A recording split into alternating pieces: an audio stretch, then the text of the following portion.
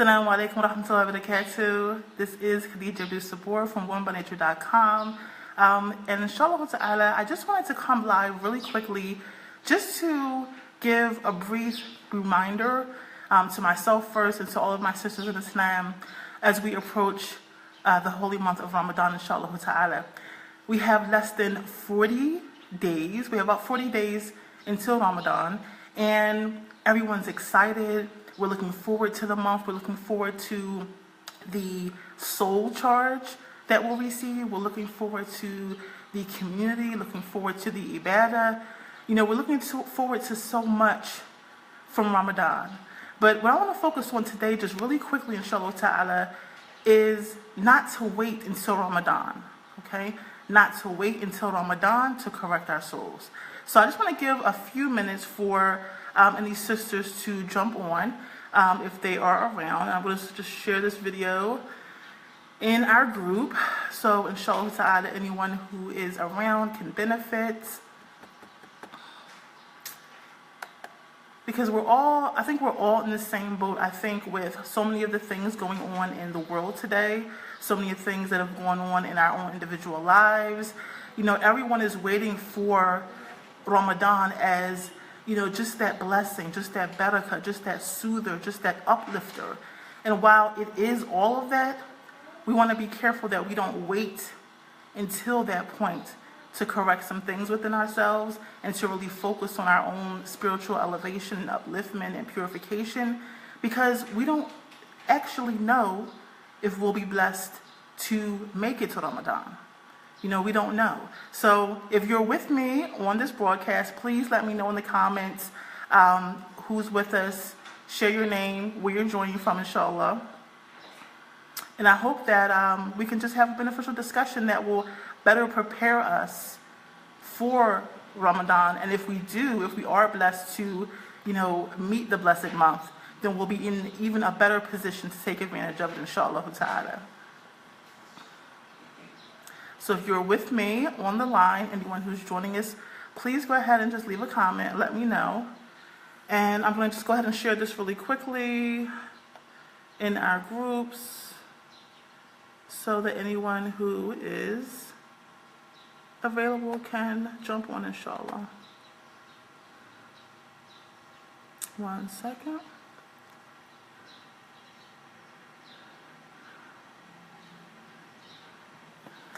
Okay, so if you're just joining, what we're talking about is not waiting until Ramadan to correct your soul, okay? There's the common phrase, we need a Ramadan. You know, we all need a Ramadan.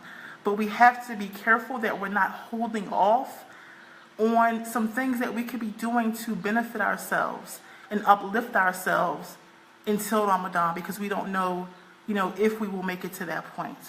And just a side note on this, why this kind of came up to me to really discuss this, is that, you know, in my life personally, I've experienced a lot of loss over the last year. My mother passed away less than 8 months ago. My sister passed away last year, actually in March. So it's very much in my head, the fact that we don't know when our time is. We don't know when we will be called back to Allah subhanahu wa ta'ala, or what the circumstances or scenario will be. And we're anticipating making it to Ramadan, but we don't know if we'll actually get there. So this is just a reminder to myself, and hopefully to my sisters as well, to really focus on every moment, really focus on every day, because we don't know if we'll be blessed to reach, you know, this auspicious month, or if we'll be called back before it comes. But we want to have it written in our books that we did our best up until that point. We didn't get there, but we were working on ourselves up until that point. We took advantage of every day to really show up as our best self, to, you know, fight our own nafs, to try to elevate ourselves in Allah's pleasure, inshallah ta'ala. Okay, just sharing this, and then we'll get into the meat, inshallah.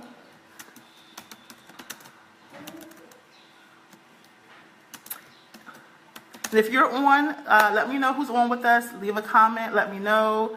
Inshallah ta'ala, I can see who's here. If you go ahead and let me know who's joining us. and where you're joining from, inshallah ta'ala. I'm just going to share this really quickly.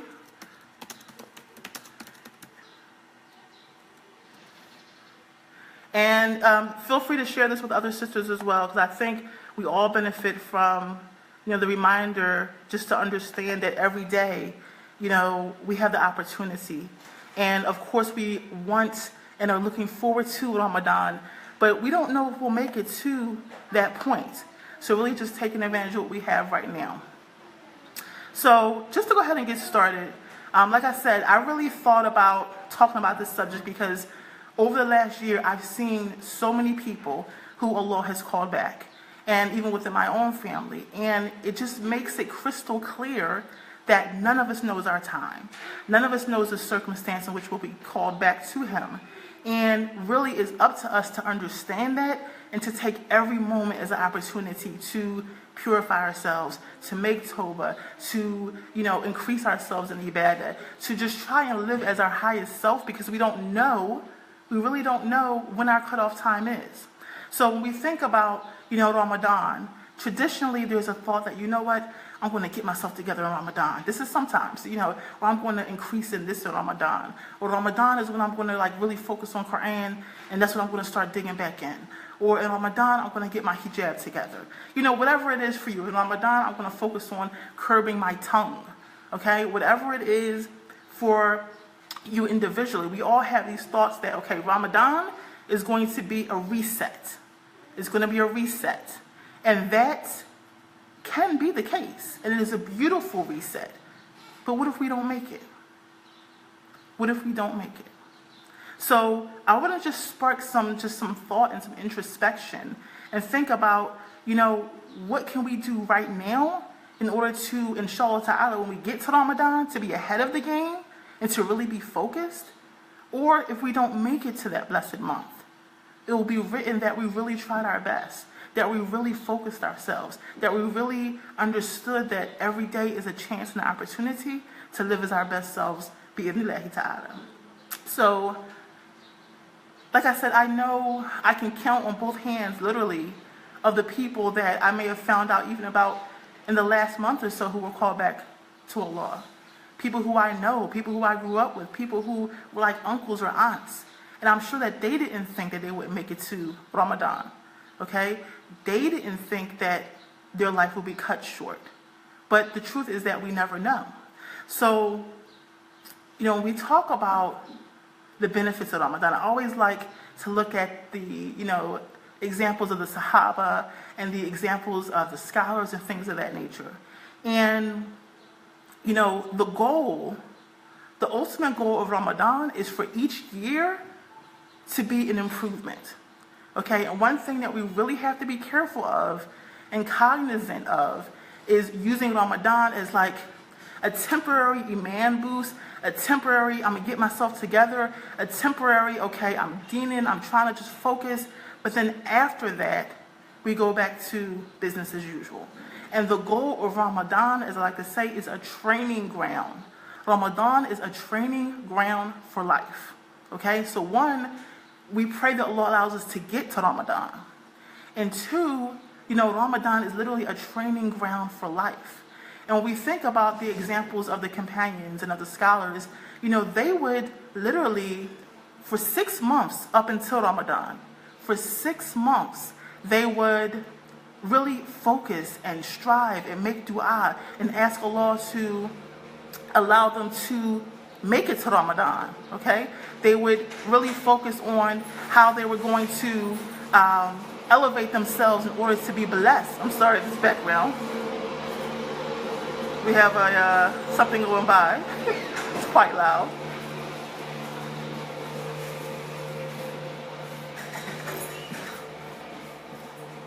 Okay, so they would literally spend 6 months preparing for Ramadan. 6 months.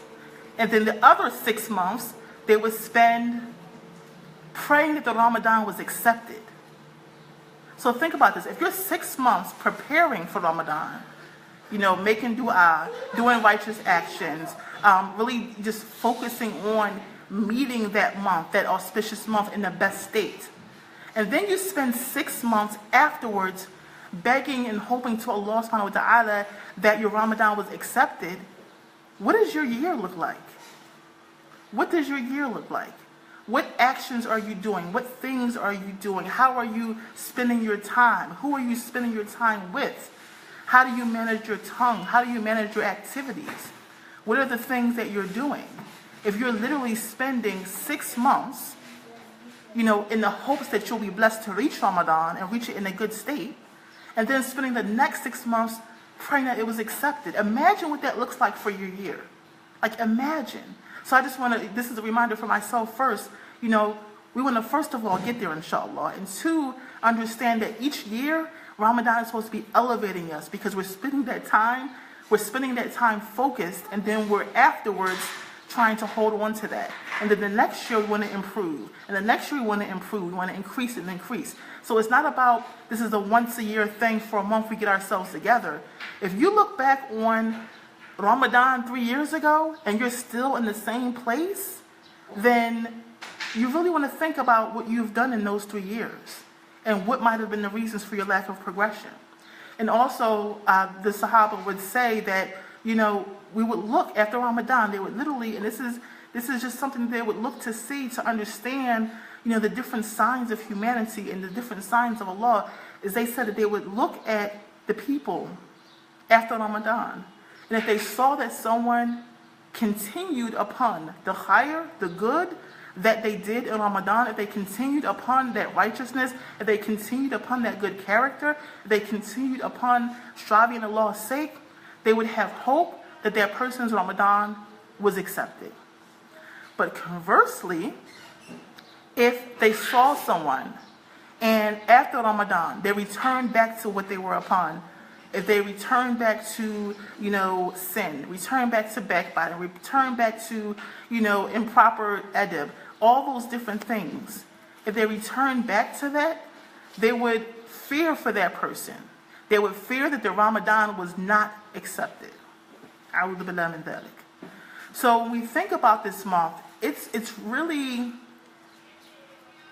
that goalpost that's in the year, but it's supposed to be influencing the year before it and after it, okay? It's supposed to really be something that's, we're striving to attain, and then we're striving to maintain.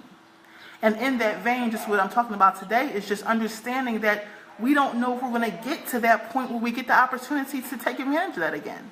We're going to get that iman boost. We're going to get to stand in, tarawih and tahajjud. We're going to get to be in itikaf. We don't know if we're going to get to, be amongst those who fasted. We don't know if we're going to get to be amongst those who are feeding those who are fasting. We don't know. We don't know. So this is just a brief reminder, to myself first and just to all of my sisters, that daily, we should be checking ourselves and evaluating ourselves and thinking how we can do a little bit better than the day before. Daily, the believer struggles against his nafs. Daily, the believer makes the choice to do those things that may be uncomfortable or may be, outside of what you want to do, what the nafs desires, because you're striving for Allah subhanahu wa ta'ala. So if you're in this mode where you're in that exercise daily of striving to be your best self, of staying in a state of connection to Allah subhanahu wa ta'ala, of being quick to repent and not having arrogance and not, just being lackadaisical, if you're in that state on a continual basis, inshallah ta'ala, even if you don't make it to Ramadan, even if you don't make it to that blessed month, then you have so much ajr written for you. You have so much that you've progressed in. You have so much that Allah has seen and the angels have written that you've been striving for His sake. So, inshallah, that will be written for you as good, even if you don't make it to that month. So, and when you think about it, how much better will your Ramadan be? If you start now, if you don't wait for that month to correct yourself, if you don't wait for that month to correct your relationships, if you don't wait for that month to increase in your ibadah, if you don't wait to that month to open up the Quran, when you actually get to Ramadan, when you actually reach that month, inshallah ta'ala, how much more amazing and sweet and beneficial and insightful and revelatory will it be? Like, how much sweeter will it be? So, my advice, like I said, to myself first, is just start flexing that iman muscle now. Start flexing that part of yourself that wants to do some things a little bit differently, that wants to do some things a little bit better, that wants to leave off some things that it knows is not beneficial, that wants to mend some relationships, that wants to reevaluate some of its activities. Feed into that now. Work on that now, because, we never know, again, when Allah is going to call us back. We never know what the state of our soul is going to be at that point. So the most that we can do is just strive in every moment. Strive in every opportunity that we're given to do our best. And once again, we never know, we don't know if we want to make it to Ramadan, I have family members that didn't make it to this Ramadan. I don't know if I'm going to make it to this Ramadan. None of us know. So, inshallah ta'ala, this is just a brief reminder that take advantage of the time that you have now, okay? Ramadan is a blessing, it's a jewel, it's a gem. But even if you don't make it, have it written that you strived. Have it written that you anticipated the blessed month and you worked now to correct yourself. Have it written that you know that every day is an opportunity and a choice to do better, to choose better, to be better. And take that choice, inshallah ta'ala. This has been your sister in Islam and your sister in the journey, Khadija Abdul Sabor from womanbynature.com, and I hope this has been beneficial for someone. Like I said, just a brief reminder to myself first and to my sisters. Jazakumullahu khairan. Wassalamu alaikum wa rahmatullahi wa barakatuh.